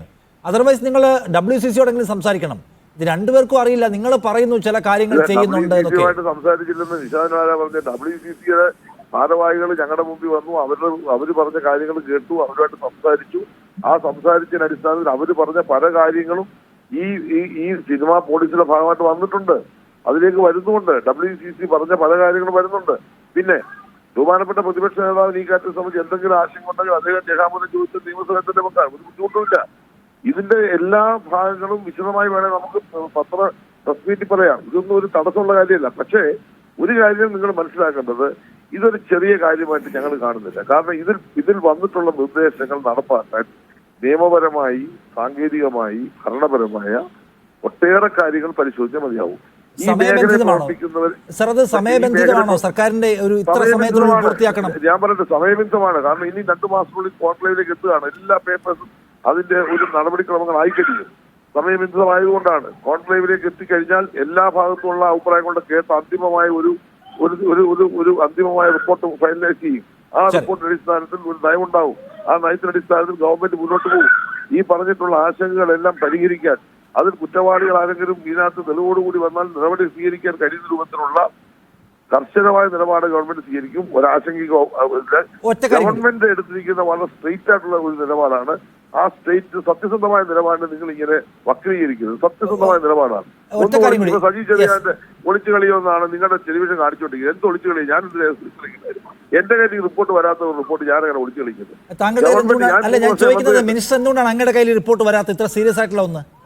വരില്ല. കാരണം ഈ റിപ്പോർട്ട് കൊടുത്തു കഴിഞ്ഞാൽ 6 മാസം കഴിയുമ്പോൾ 2020 സ്റ്റേ ചെയ്തു. ഈ റിപ്പോർട്ട് പിന്നെ എന്റെ വന്നില്ല. കാരണം 2021 ഞാൻ വരുന്ന മന്ത്രിയായിട്ട് ഞങ്ങളുടെ മുമ്പിൽ ഈ വിഷയം വന്നില്ല. നിങ്ങൾ പറയുന്നത് വിവരാവകാശ കമ്മീഷൻ ആയിരുന്ന വിൽസൺ പോളിന്റെ കൈവശത്തിൽ ഇത് സീൽഡ് ചെയ്ത് പോയി ഒരു സാധനം എങ്ങനെ എന്റെ തിരിച്ചു വരുന്നത്? ആ സീൽഡ് ചെയ്ത് പോയ സാധനം ആരുടെ കയ്യിലാണോ അവർ ഉത്തരവാദിത്തമായിട്ട് കൊടുത്തത്, അവരാണ് അതിന്റെ കസ്റ്റോഡിയൻ. സാംസ്കാരിക വകുപ്പിലെ ഓഫീസറുടെ നിങ്ങൾ ചോദിക്കേണ്ടത് വിൻസൻ പോൾ അന്ന് ആരുടേതാണ് കൊടുത്തത് കസ്റ്റോഡിയനായി അവരോട് ചോദിച്ചാൽ മതി. സാംസ്കാരിക വകുപ്പിന്റെ കയ്യിലുണ്ട്, അവിടുത്തെ ഉദ്യോഗസ്ഥരുടെ കയ്യിലുണ്ട്. സാംസ്കാരിക വകുപ്പിന്റെ ഉദ്യോഗസ്ഥ അവര്, അത് മനസ്സിലാക്കിക്കോണം. അവര് സാംസ്കാരിക വകുപ്പിന്റെ ഉദ്യോഗസ്ഥല്ല. അവര് വിവരാവകാശ കമ്മീഷൻ കൊടുത്തിട്ടുള്ള കസ്റ്റോഡിയനാണ്. ആ കസ്റ്റോഡിയൻ സാംസ്കാരിക വകുപ്പ് മന്ത്രി പറഞ്ഞാൽ കേൾക്കില്ല. അങ്ങനെ പറയാനും പറ്റില്ല. അങ്ങനെ പറഞ്ഞാൽ നിങ്ങൾ എന്റെ മണ്ടയ്ക്കോട്ട് കയറുന്നില്ലേ? സ്വാഭാവികമായിട്ടും അങ്ങനെ എനിക്ക് പറയാൻ പറ്റുമോ? ഈ റിപ്പോർട്ട് നിങ്ങളുടെ റിപ്പോർട്ട് കൊണ്ടുവരാൻ പറയാൻ പറ്റും? എങ്ങനെ ഏത് നിയമത്തിന്റെ അടിസ്ഥാനത്തിലാണ്? ഞാനൊരു വാദത്തിന് ഞാൻ ചോദിക്കുന്നത് മിനിസ്റ്റർ, അപ്പൊ ഇന്നിപ്പോ ഇത് പുറത്തു വന്നു, കേരളം മുഴുവൻ ഇത് കേട്ടു, സർക്കാരിനൊരു ഞെട്ടലുണ്ടോ? ഇത്ര ഗുരുതരമായ സംഗതികൾ നടക്കുകയാണല്ലോ. ആ റിപ്പോർട്ട് ഇന്ന് വന്ന റിപ്പോർട്ടിന്റെ പ്രശസ്ത ഭാഗങ്ങൾ ഞാൻ കണ്ടില്ല. കാരണം ഞാൻ വേണ്ടതില്ല, ഞാൻ ആലപ്പുഴയാണ്. ആ റിപ്പോർട്ട് നാളെ എന്റെ വരും. ആ റിപ്പോർട്ടിന്റെ പ്രസക്ത ഭാഗങ്ങൾ വന്നു കഴിഞ്ഞാൽ അതിൽ ഗുരുതരമായ എന്തെങ്കിലും ആക്ഷേപങ്ങളോ ആരോപണങ്ങളോ നിയമപരമായി നമ്മൾ നോക്കേണ്ടതാണെങ്കിൽ നോക്കിയിരിക്കും. ഞാൻ ചോദിക്കുന്നത് അതിന്റെ കൺസേൺ മന്ത്രിയായ താങ്കൾ ഇപ്പോഴും ഇതിനെക്കുറിച്ച് അപ്ഡേറ്റഡ് അല്ല. ഞാനെങ്ങനെ അപ്ഡേറ്റ് ആകുന്നു? ഞാൻ റിപ്പോർട്ട് വായിച്ചാലേ അപ്ഡേറ്റ് ആകത്തുള്ളൂ. ഞാൻ വായിക്കാത്ത റിപ്പോർട്ട് എങ്ങനെ അപ്ഡേറ്റ് ആകും? താങ്കളുടെ മീഡിയ റിപ്പോർട്ട്സ് ഒന്നും വന്നിട്ടില്ല. 2020 സീൽഡ് ചെയ്ത് വിവരാവകാശ കമ്മീഷൻ വിൽസൺ പോളിന്റെ കയ്യിൽ പോയ റിപ്പോർട്ട് 2021 മന്ത്രിയായ സജി ചെറിയാൻ എങ്ങനെ കാണുന്നത്? കണ്ടെന്ന് നിങ്ങളുടെ തെളിവുണ്ട്, ഓട്ടുക. ഞാൻ സമ്മതിക്കാം. ഞാൻ കാണാത്ത റിപ്പോർട്ട് എനിക്ക് പറയാൻ പറ്റുമോ? നിങ്ങൾ ഇതിനകത്ത് യഥാർത്ഥത്തിൽ നിങ്ങൾ പറയുന്ന വസ്തുതാ വിരുദ്ധമായിട്ടാണ് നിങ്ങളെല്ലാം പറഞ്ഞുകൊണ്ടിരിക്കുന്നത്. 2021 ഈ ഗവൺമെന്റ് വരുന്നത്. ഈ ഗവൺമെന്റ് വരുമ്പോൾ വിൽസൺ പോളിന്റെ കയ്യിൽ സീൽഡ് ചെയ്ത് ഈ സാധനം പോയി. അതിനുശേഷം അതേ കൺസേൺ ആയിട്ടുള്ള ഓഫീസർ ഏൽപ്പിച്ചിട്ടുണ്ട്. ആ SPI എന്ന് പറയുന്ന ഓഫീസറുടെ കയ്യിൽ ഏൽപ്പിച്ചിരിക്കുന്ന സാധനം സജി ചെറിയാൻ എങ്ങനെ കാണും? മന്ത്രിമാർക്ക് ആർക്കും കാണാൻ പറ്റില്ല. മുഖ്യമന്ത്രി ആ ഓഫീസർ എന്ന് വെച്ചാൽ അങ്ങയുടെ കീഴിലുള്ള ഓഫീസറാണ്.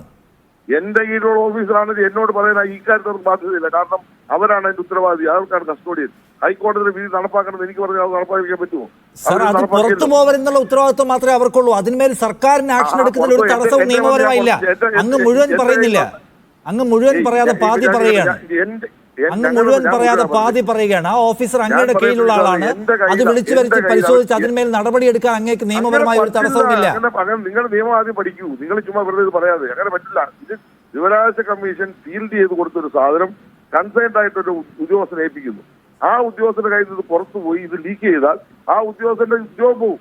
സർ, അത് പുറത്ത് പബ്ലിക് ഡൊമൈനിൽ വെക്കുന്നതിനെ കുറിച്ചാണ്. അതിന്മേൽ ഗവൺമെന്റിന് ആക്ഷൻ എടുക്കുന്നതിന് ഒരു നിയമപരമായ തടസ്സവും ഇല്ല. അതുണ്ടെങ്കിലേ ഗവൺമെന്റ് മുന്നോട്ട് പോകാൻ പറ്റൂ.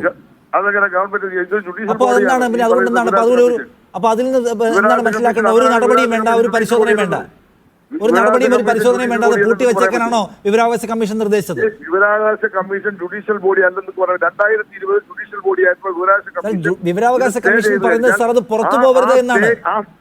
അതിൽ ഗവൺമെന്റ് ആക്ഷൻ എടുക്കാൻ തടസ്സമില്ല നിയമപരമായി.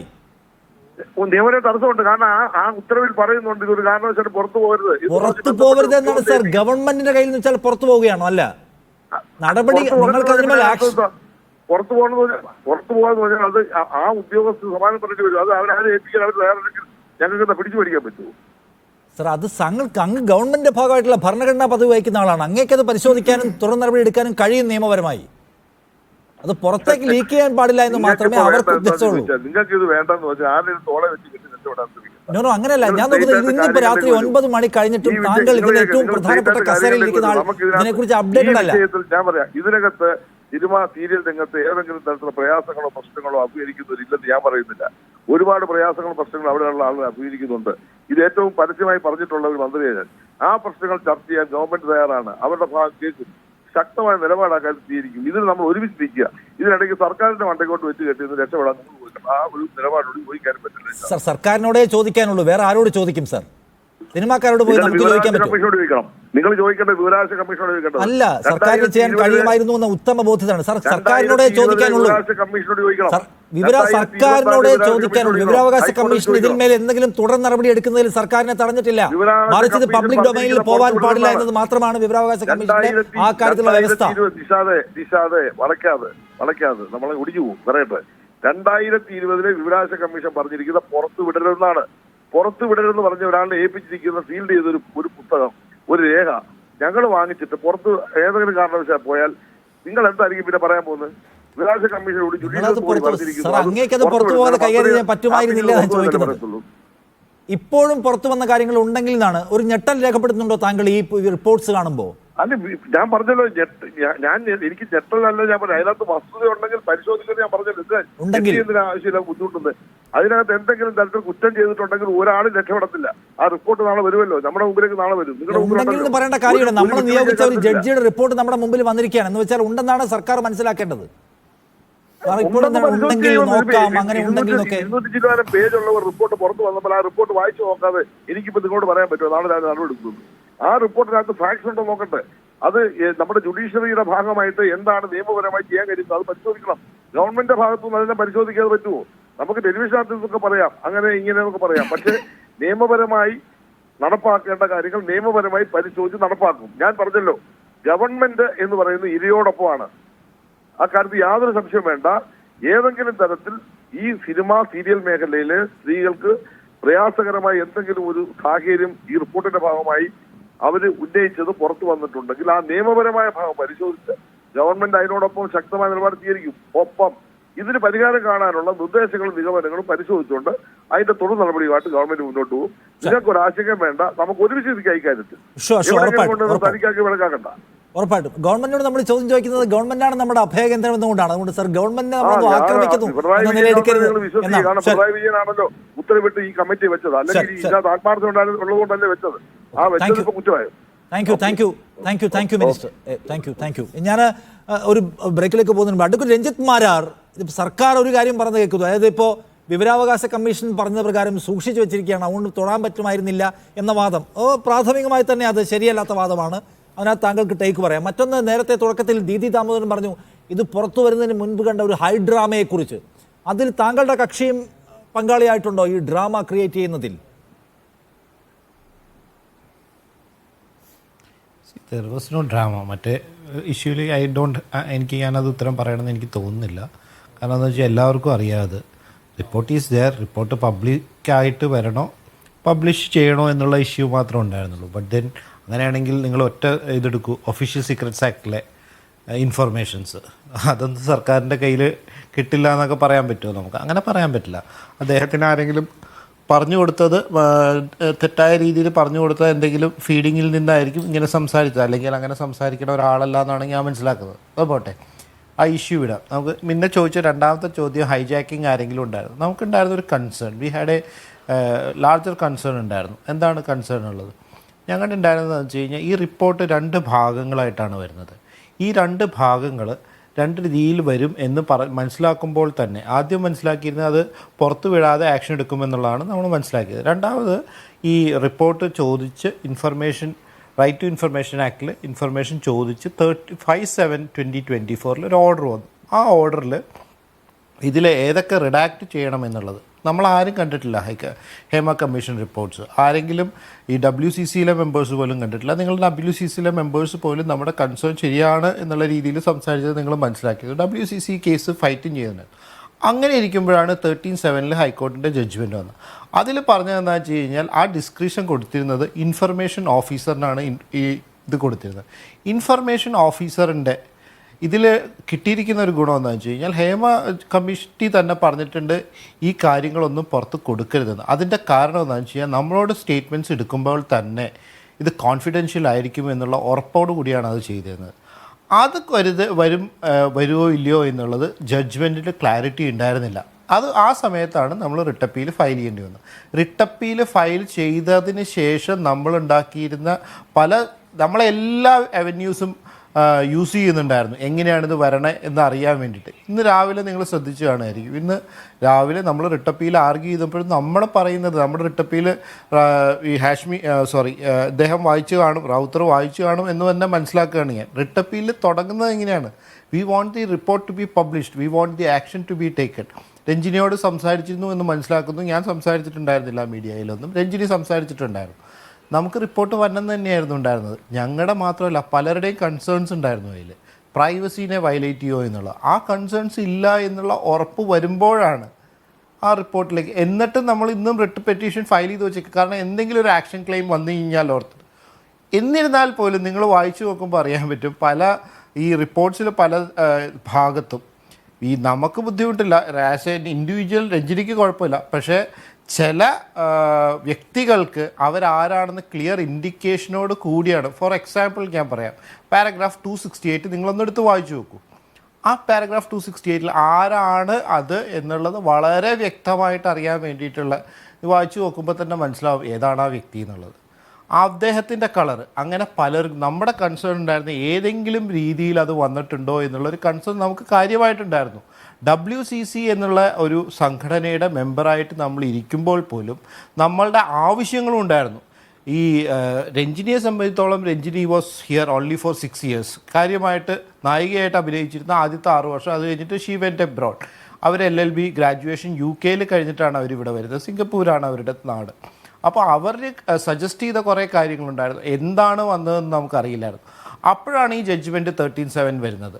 13/7 വന്ന ജഡ്ജ്മെൻറ്റ് നമ്മൾ ചലഞ്ച് ചെയ്തിട്ടും for a moment though we were asking for എന്താണെന്ന് അറിയണം, നമ്മളെയും കൂടി കേട്ടതിന് ശേഷം എന്താണെന്ന് ഞങ്ങൾ കാണട്ടെ, അതാണല്ലോ നമ്മൾ പറഞ്ഞിരുന്നത്.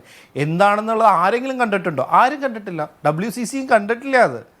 ആ WCC കണ്ടിട്ട് they should have assured us, ഇല്ല നിങ്ങളുടെ പ്രൈവസി വയലേറ്റ് ചെയ്യുന്നില്ല എന്ന് അഷ്വർ ചെയ്താൽ മതിയായിരുന്നു. എത്രയോ പേര്, ഇപ്പോൾ Ranjini took the courage to come up അല്ലേ, അവർ വന്നു, അവർ ആ ഫൈറ്റിന് വേണ്ടിയിട്ട് അവർ കറേജ് എടുത്തു. എന്നിട്ട് ഇപ്പോൾ പറയുന്ന ബ്ലെയിം എന്താണ്? നിങ്ങൾ ആരുടെയോ കൂടെ പോയിട്ട് എന്താ പറയുക, അവർക്ക് വേണ്ടിയിട്ടാണ് ഫൈറ്റ് ചെയ്യുന്നത്. അതൊന്നും നല്ലൊരു രീതിയാണ്. എൻ്റെ റിട്ടപ്പീൽ നമ്മൾ ഫയൽ ചെയ്ത് രഞ്ജിനിക്ക് വേണ്ടി നമ്മൾ ഫയൽ ചെയ്ത റിട്ടപ്പീൽ വായിച്ചിട്ടുണ്ടെങ്കിൽ ആ ചോദ്യം പോലും ഇല്ല. നമ്മൾ ഫൈറ്റ് ചെയ്യുന്നത് ഒരു പ്രത്യേക ഇതിനു വേണ്ടിയിട്ടായിരുന്നു, നമ്മുടെ റൈറ്റ്സ്, ഇൻഡിവിജ്വൽ അപ്പുറത്തേക്ക് വേറെ തരത്തിലുള്ള തടസ്സവാദം അതിലുണ്ടായിരുന്നില്ല. ചർച്ചയിലേക്ക് വീണ്ടും ദീദി ദാമോദരൻ നോക്കൂ, ഇതിനകത്ത് മന്ത്രി പറയുന്ന കാര്യങ്ങൾ കേൾക്കൂ. ഞങ്ങൾക്ക് പലതരത്തിലുള്ള തടസ്സങ്ങൾ ഉണ്ടായിരുന്നു എന്നൊന്ന് അദ്ദേഹം പറയുന്നു, മറ്റൊന്ന് അദ്ദേഹം ചില കാര്യങ്ങൾ നിങ്ങളെ അടക്കം കൺവിൻസ് ചെയ്തിരുന്നു എന്നൊക്കെ പറയുന്നു. സർക്കാരിൻ്റെ കാര്യത്തിൽ, സർക്കാരിൻ്റെ ഈ കാര്യത്തിലുള്ള പൊസിഷനിൽ നിങ്ങൾ തൃപ്തരാണോ, നിങ്ങൾ കൺവിൻസ്ഡ് ആണോ?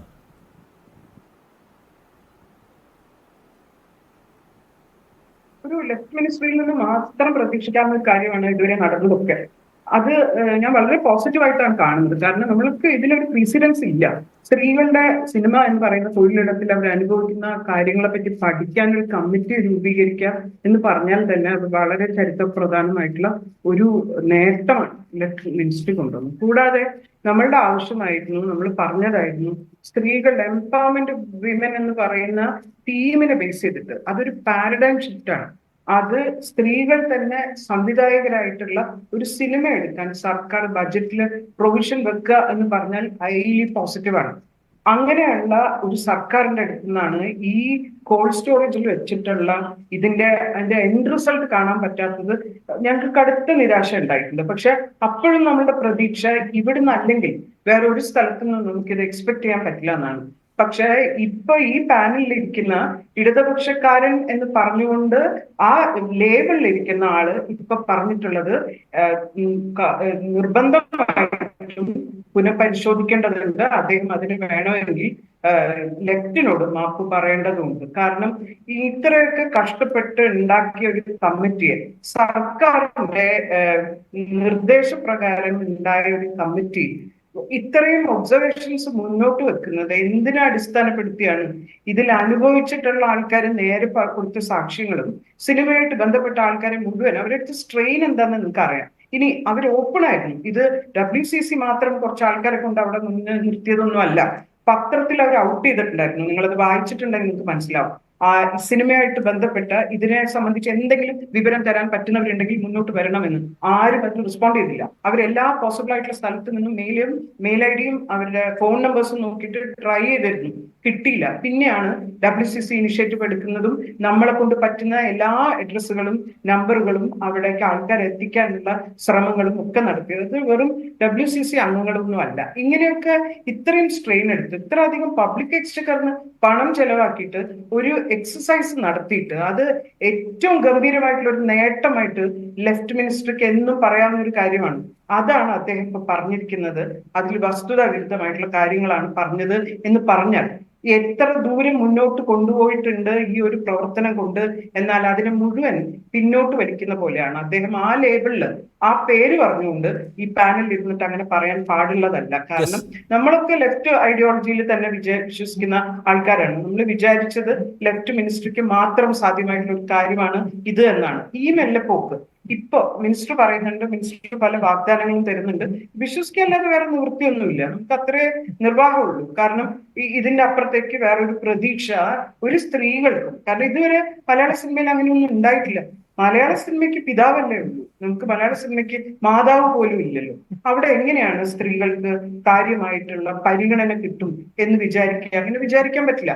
അവിടെയാണ് സ്ത്രീകളുടെ പ്രശ്നം പഠിക്കാൻ അതും കമ്മിറ്റിയെ നോക്കണം. 3 സ്ത്രീകൾ, 3 കപ്പാസിറ്റി ഉള്ള സ്ത്രീകളെ വെച്ചുകൊണ്ട് ഒരു പാനലിനെ വെക്കുകയും അവരെ കൊണ്ട് ഒരു പഠന റിപ്പോർട്ടിന് എത്ര കോടിയാണ് അതിന് ചെലവാക്കിയിട്ടുള്ളത് അതിന് തയ്യാറായിട്ടുള്ള ഒരു സർക്കാരിനെ കംപ്ലീറ്റ് ആയിട്ട് നിഷേധിച്ചുകൊണ്ട് അതിന് മുഴുവൻ ഇല്ലായ്മ ചെയ്യുന്ന വിധത്തിലാണ് അദ്ദേഹം തൊട്ടു മുന്നേ നടത്തി. ശരി, അതിനകത്ത് എന്താണ് റെജി ലൂക്കോസിന് പറയാനുള്ളത് എന്ന് കേൾക്കാം. അതിന് വരുന്ന മുമ്പ് ഞാൻ ഒരു സെക്കൻഡ്, മഹേഷ്, ഇതിനകത്ത് ചൂണ്ടിക്കാണിക്കുന്ന ഒരു പ്രധാന കാര്യം, അമ്മ എന്ന് പറയുന്ന സംഘടന പലപ്പോഴും ഇത്തരം പ്രശ്നങ്ങളിൽ ശരിയാവണ്ണം ഇടപെടുകയോ പരിഹാരം ഉണ്ടാക്കുകയോ ചെയ്തില്ല എന്നാണ്. ദീദി നേരത്തെ ചൂണ്ടിക്കാണിച്ചു, ഇങ്ങനെ ഒരു സീരിയസ് റിപ്പോർട്ടിന് സർക്കാരിൻ്റെ കയ്യിലുള്ളപ്പോൾ അത് പുറത്തു വരണം, നടപടി വേണം എന്നൊരാവശ്യം അമ്മയ്ക്ക് ഉണ്ടായിരുന്നേയില്ല.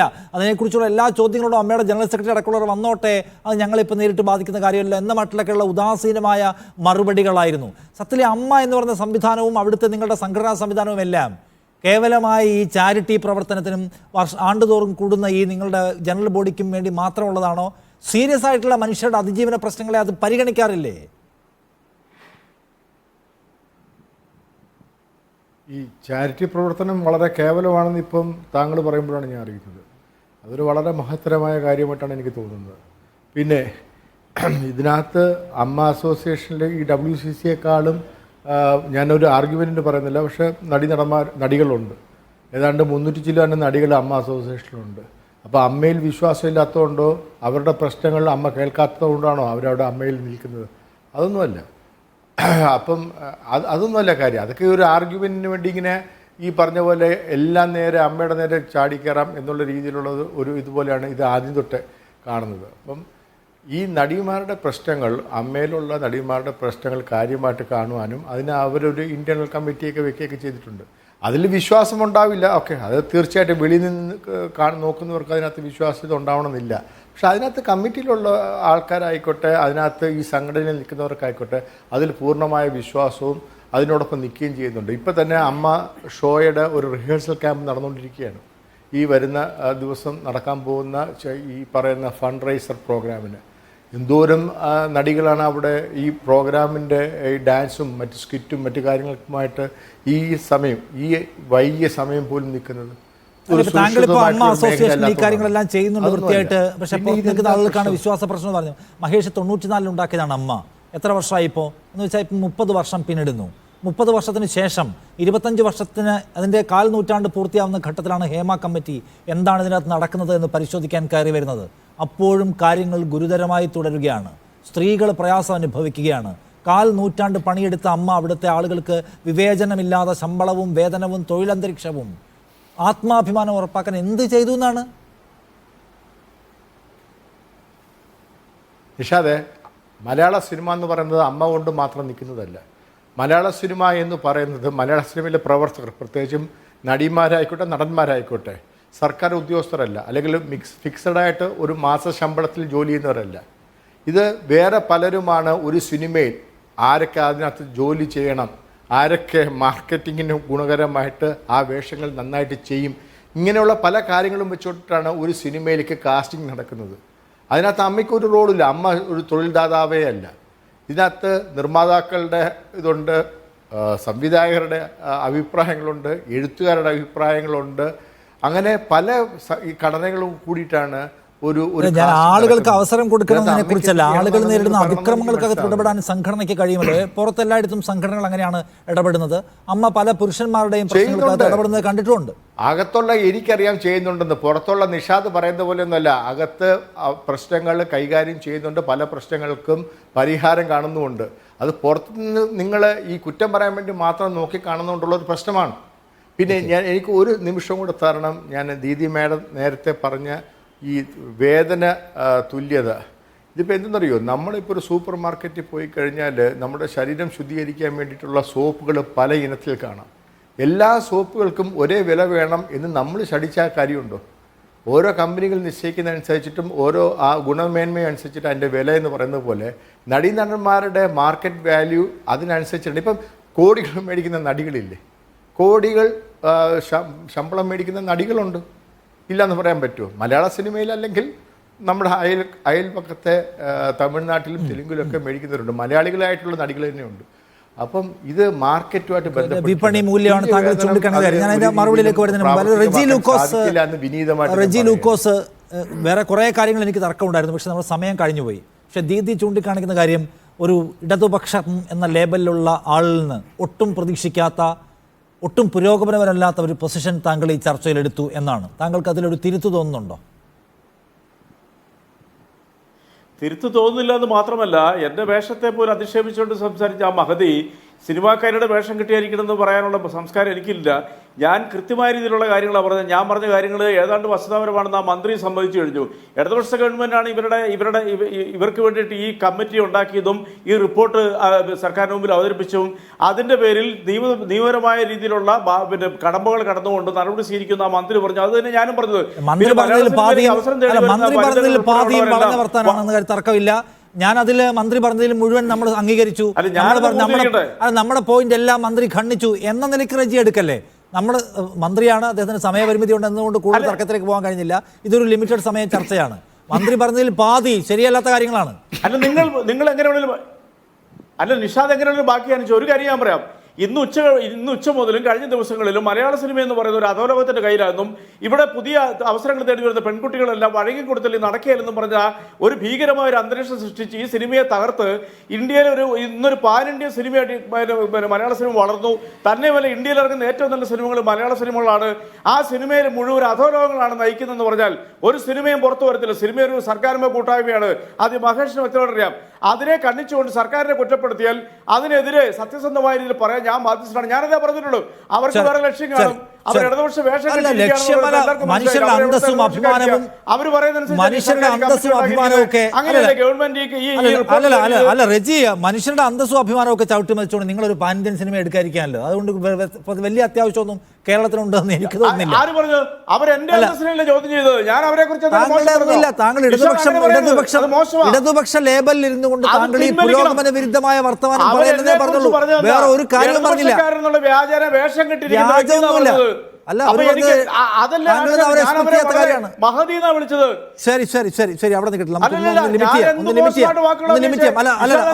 ശരി ശരി ശരി ശരി ഞാൻ വളരെ മാന്യമായിട്ട് ചർച്ച ഈ ഗവൺമെന്റിനെ കുറ്റപ്പെടുത്താനായിട്ട് അവർക്ക് എന്ത് റൈറ്റ് ആണെന്നുള്ള ഗവൺമെന്റിനെ കുറ്റപ്പെടുത്താൻ അവരുടെ വാക്കുകളും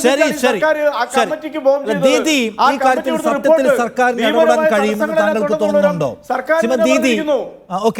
ദീദി, സർക്കാർ സത്യത്തിൽ ശരിയാവണ്ണം ഇടപെടുമെന്ന് താങ്കൾക്ക് തോന്നുന്നുണ്ടോ? നോക്കൂ, ഇന്നിപ്പോ കേരളത്തെ ഇളക്കിമറിച്ച ഒരു വാർത്തയായിട്ട് കൂടി ഞാൻ അതിനെക്കുറിച്ച് അപ്ഡേറ്റഡ് അല്ല എന്ന് പറയാൻ ഈ രാത്രിയിൽ സാംസ്കാരിക വകുപ്പ് മന്ത്രിക്ക് കഴിയുന്നുണ്ട്.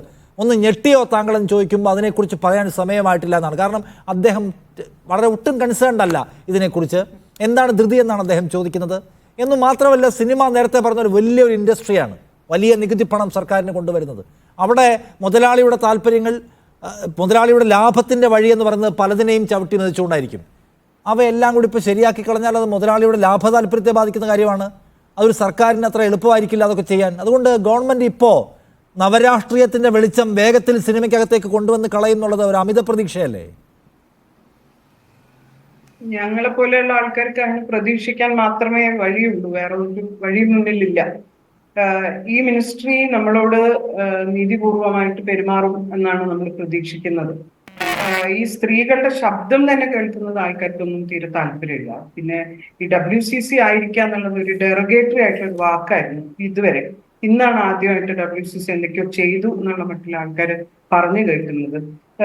വളരെ അടുപ്പമുള്ള ആ ബന്ധങ്ങൾ പോലും WCC ആയതിന്റെ പേരിൽ വഷളായിട്ടുണ്ട് സിനിമയ്ക്കടുത്ത്.